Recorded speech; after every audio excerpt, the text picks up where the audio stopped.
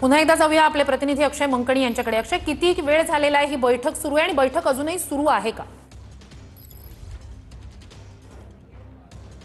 श्रुती, ही बैठक सुरू होऊन जवळपास आता 20 मिनिटं झालेली आहेत, परंतु थोड्याच वेळात ही सगळी बैठक जी आहे ती आता संपेल आणि त्यानंतर प्री कॅबिनेट जी आहे उपमुख्यमंत्री अजित पवार यांच्या राष्ट्रवादी काँग्रेस पक्षातल्या मंत्र्यांची ती संपूर्ण प्री कॅबिनेटच्या बैठकीला जी आहे ती सुरुवात होणार आहे। आणि या संपूर्ण मंत्रिमंडळाच्या बैठकीपूर्वी जी पक्षाची प्री कॅबिनेट असते त्या संपूर्ण प्री कॅबिनेटला मंत्री छगन भुजबळ असतील, नरहरी झिरवळ असतील, त्याचसोबतच इतर मंत्री जे आहेत राष्ट्रवादी काँग्रेस पक्षाचे इंद्रनील नाईक हे देखील या संपूर्ण कॅबिनेटच्या प्री कॅबिनेटच्या संपूर्ण अजित पवारांच्या बैठकीसाठी उपस्थित झालेले असल्याचं पाहायला मिळतंय।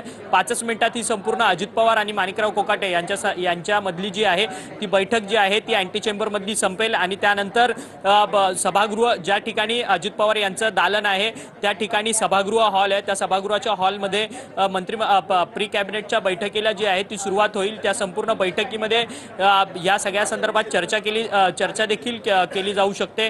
मंत्रिमंडळाच्या बैठकीमध्ये काय मुद्दे मांडायचे या सगळ्या संदर्भातली चर्चा जी आहे ती या बैठकीमध्ये होईल। पण तत्पूर्वी जी माणिकराव कोकाटे कृषी मंत्री आणि उपमुख्यमंत्री अजित पवार यांच्यामध्ये जी संपूर्ण बैठक होते अँटी चेंबरमध्ये ती अत्यंत महत्त्वाची बैठक आहे, कारण की माणिकराव कोकाटे यांची सातत्याने वादग्रस्त वक्तव्य, सभागृहात ऑनलाईन रमी खेळतानाचा व्हायरल व्हिडिओ या सगळ्यावरतून आता विरोधक जे आहेत ते आक्रमक झालेले आहेत। कृषी मंत्री नक्कीच अक्षय, नक्कीच अक्षय, नक्कीच महत्त्वाची ही घडामोड आहे।